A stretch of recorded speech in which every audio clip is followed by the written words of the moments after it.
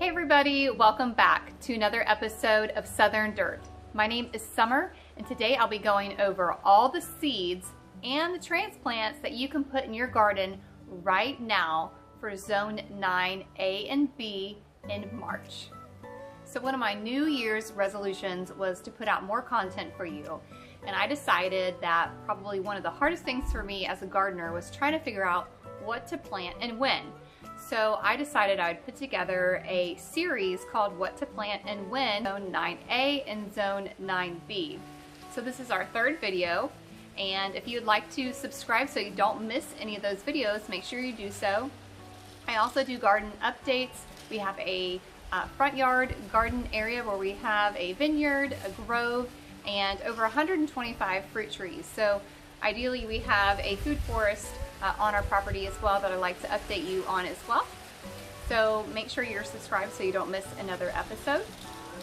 So at the end of this video, I'll be sharing with you all the different varieties of seeds that I will be putting into my existing garden and where I'll be placing them, along with some of the seedlings that I started in February.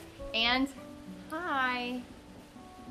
So you can follow along the season and see how these different seeds and varieties are doing, and we can learn together. So if you're not sure what zone you're in, it's really easy to figure that out. All you've got to do is Google your zip code and put gardening zone or hardness zone. And what I like to use is Farmer's Almanac. You can go to their website and type in your zip code, and it will give you your gardening zone and your last possible frost date. Now that's an average. So what that means is they've taken the last frost for your area and averaged it over a period of time, which is about 100 years. And they give you that average date, which is an easy way to share with you that it's safe to plant past that date in your garden, that you'll be free from frost and freezes. Now, that's not 100% true. What you always want to do is look at that forecast for that next 10-day forecast and make sure you don't have any crazy storms coming or low temperatures. It's always good to wait 10 to 15 days past that time if you can, or just go ahead and start your seeds in seed trays and keep them in a warm place where then you can bring them back outside. If you look at what happened in Texas recently, they had record-breaking lows where they had snow in February. And as some of those areas are actually my zone. So if you're watching right now and you are restarting your garden, I have good news because you can start so many things right now. And my heart goes out to you guys because I cannot imagine what you guys already had in your gardens and was thriving and totally lost a lot of that, along with all the other headaches I'm sure that you went into as well.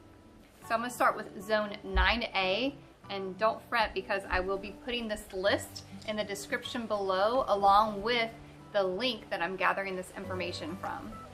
So Zone 9, you can plant arugula, beans, cantaloupes, carrots, corn, cucumbers, eggplant, kohlrabi, okra, onions. You want the seed or bunching onions. If you can get your hands on some onion bulbs, you can still plant those. It just won't create a large bulbed onion before we get into the hotter months. But you can still use the tops of the onions as scallions and in different meals that you would use onions for. Peas, peppers, sweet potato, radish, spinach, squash and zucchini, both summer or winter, watermelon, and then you can plant a variety of different flowers. I always plant sunflowers, zinnias, and marigolds in both my spring and the joys of having children. So I always plant sunflowers, zinnias, and marigolds in my garden. The sunflowers and zinnias help attract pollinators, and the marigolds help deter some bugs and pests in the garden. So those are the three that I like to plant, and you can plant them now. So I'm going to go into Zone 9B, and that's the zone I am in.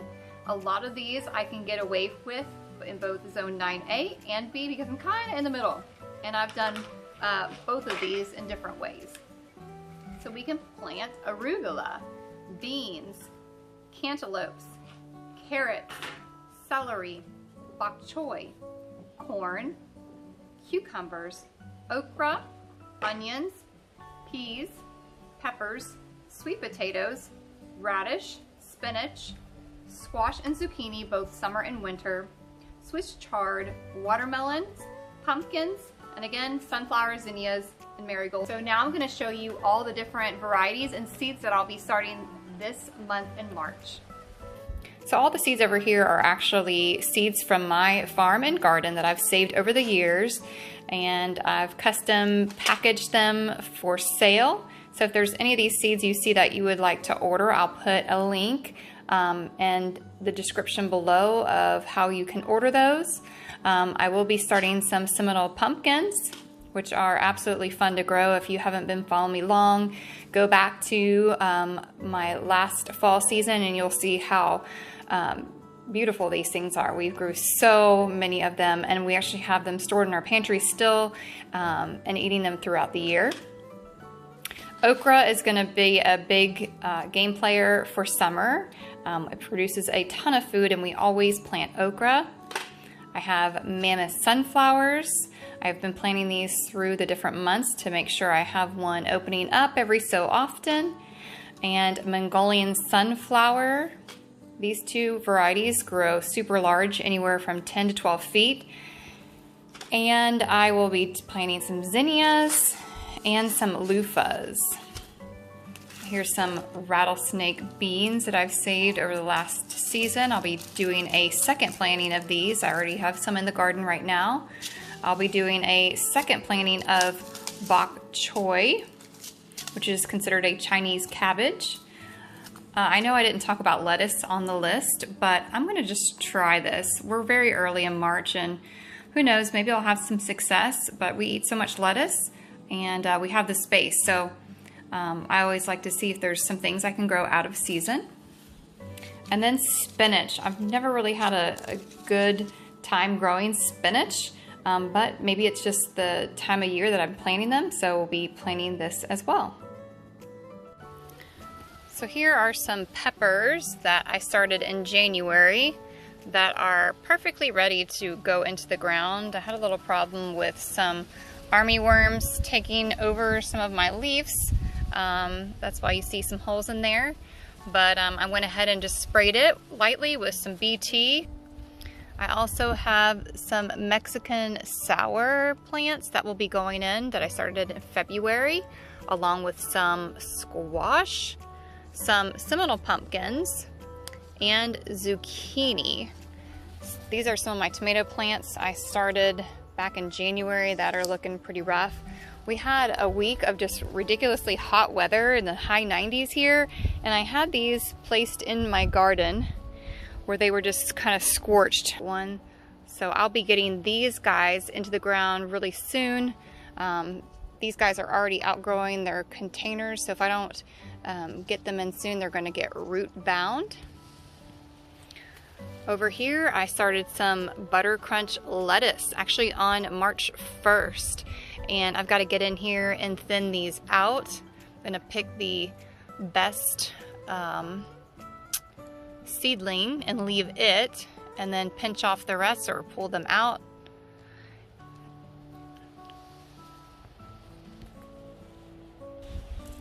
So here's the entrance to my garden. I've got 2 Queen's Wreath vines growing up this custom little arch my husband built for me, and I helped train these up.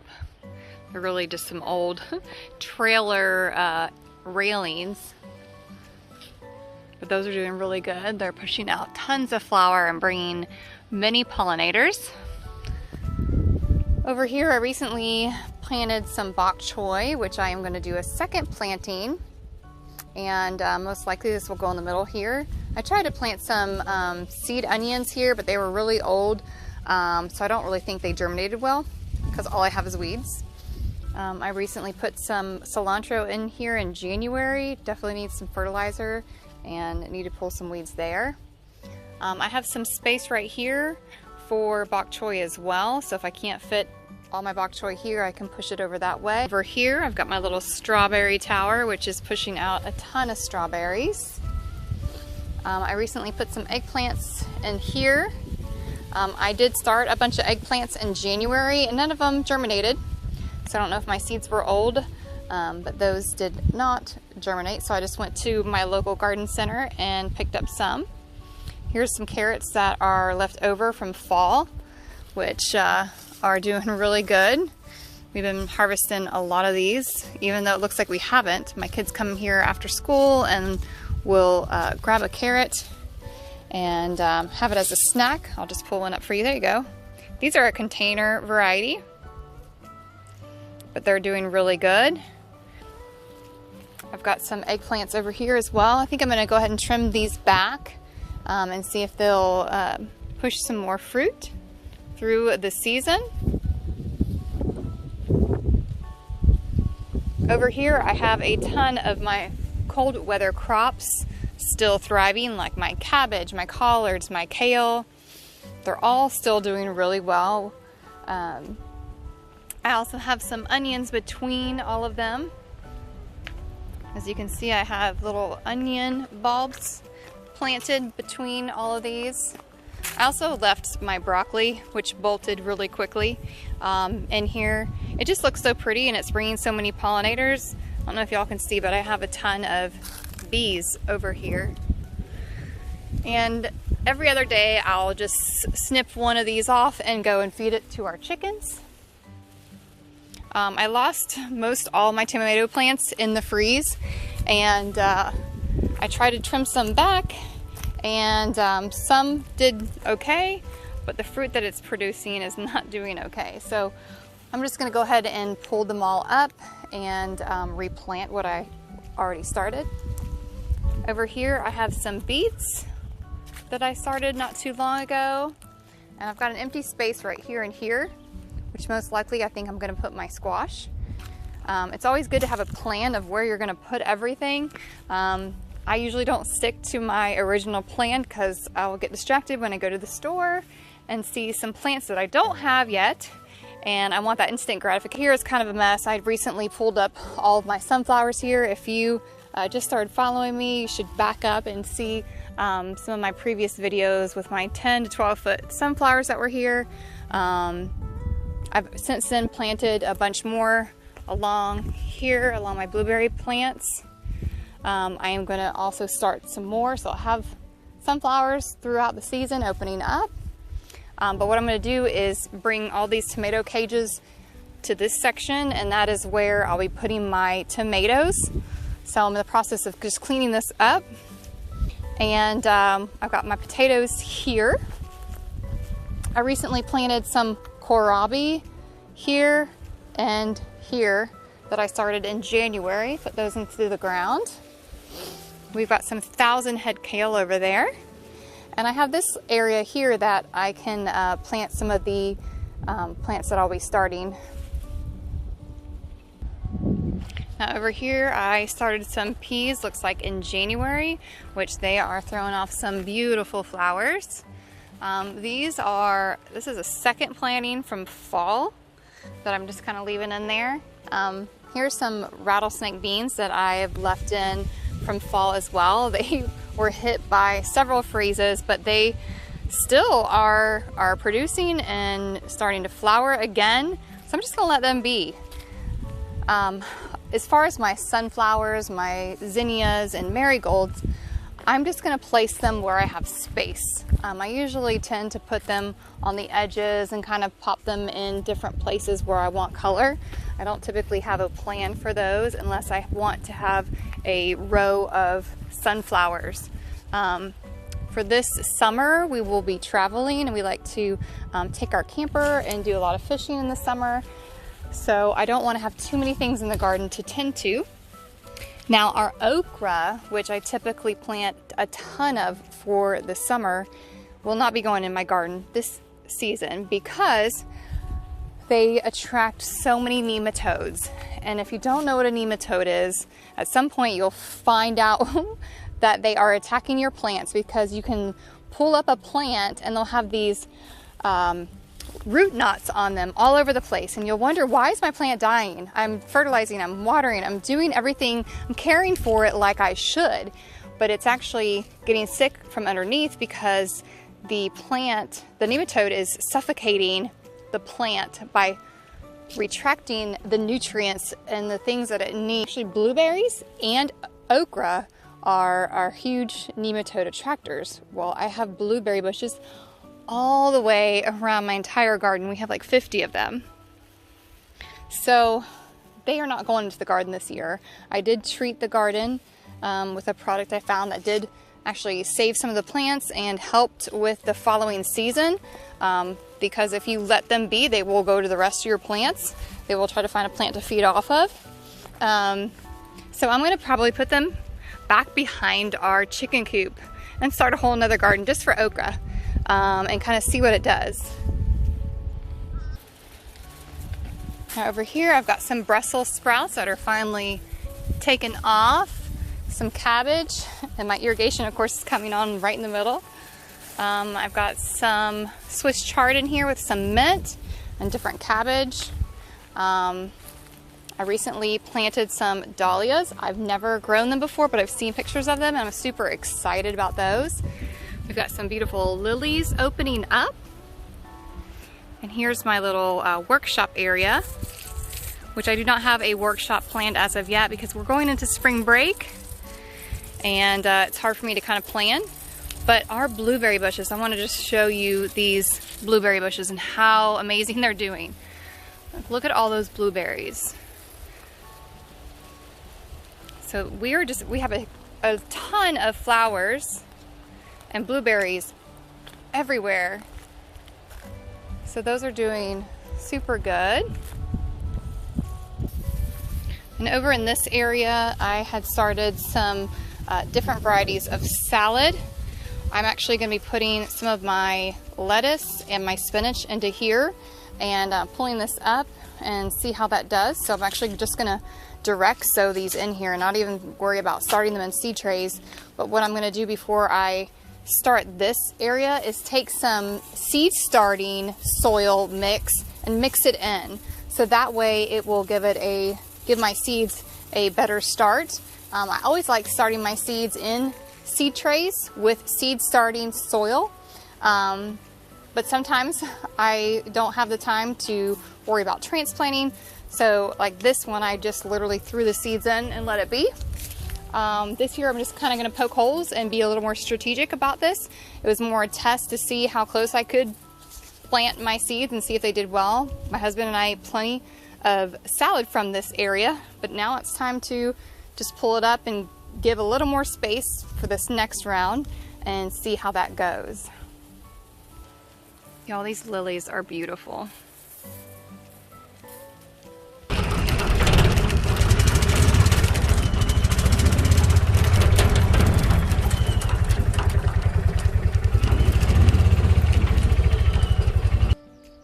So here's our chicken coop area, and behind this area I think I'm going to start a little okra patch, maybe possibly back behind there.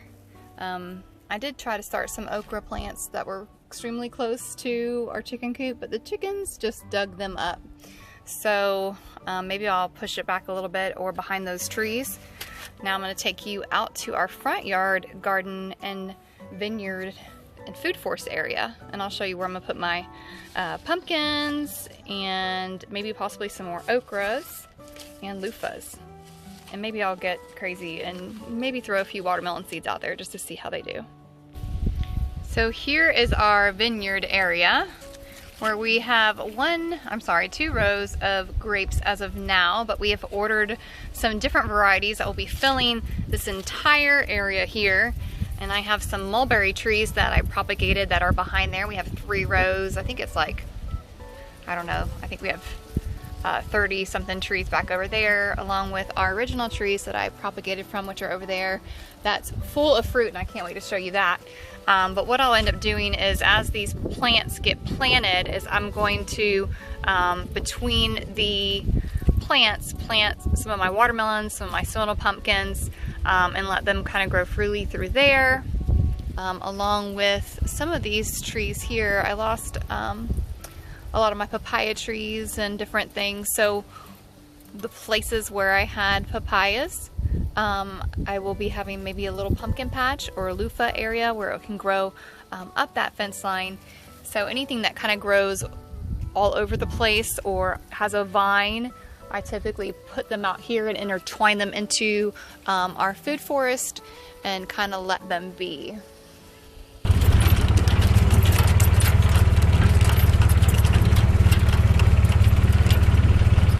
So here are my mulberry trees that I started from twigs about 2 years ago, and they are pushing so much fruit right now. But I figured I'd pop in and show you because I'm kind of proud of these, and I do have some for sale. I have quite a bit left that I have in pots. So these are ever-bearing mulberries, which produce several times through the year. As soon as you kind of cut them back, they'll start producing fruit. So I also have a dwarf variety, and I have smaller plants that I started a year ago. So 3 different sizes that you can purchase. I'll put that information in the description below on how you can order some of my mulberry trees. Here is our established mulberry tree. As you can see, look at all that fruit. This is awesome. I mean, there's fruit that you can there's everywhere. Now, birds love mulberry trees, so if you're gonna buy one for your yard, buy 2, and that's what we did. We have another one here that is kind of looks more like a bush variety, and it fruits at different times of the year than this one does. We're not 100% what this one is. We were told it was the same as this one, but it's certainly shooting fruit and flowers completely different time of the year. So if you're wanting to see more of our entire food forest, I do have a tour on that will go over all of our fruit trees, and I'll put that in the description below as well. And I'm super excited because I really need to give you guys an update on our food forest, because our avocado tree, which my dad planted over 7 years ago, is finally flowering, along with a couple of our mango trees that we've had for a few years, which is yet to produce or flower. They are flowering. So I really want to take you on a tour here, but I'll be posting that later and giving you an update on all of our trees. But in the meantime, if you want to watch our full food forest tour, I will put that in the description below. Thank you guys so much for watching this video. I hope you found some of this content helpful. If you did, please give us a thumbs up and make sure you're subscribed so you don't miss another garden update, food forest update. Sometimes I do some recipes from the garden, and of course my new series, which is what to plant month by month for Zone 9. Thank you guys. I will see you next time.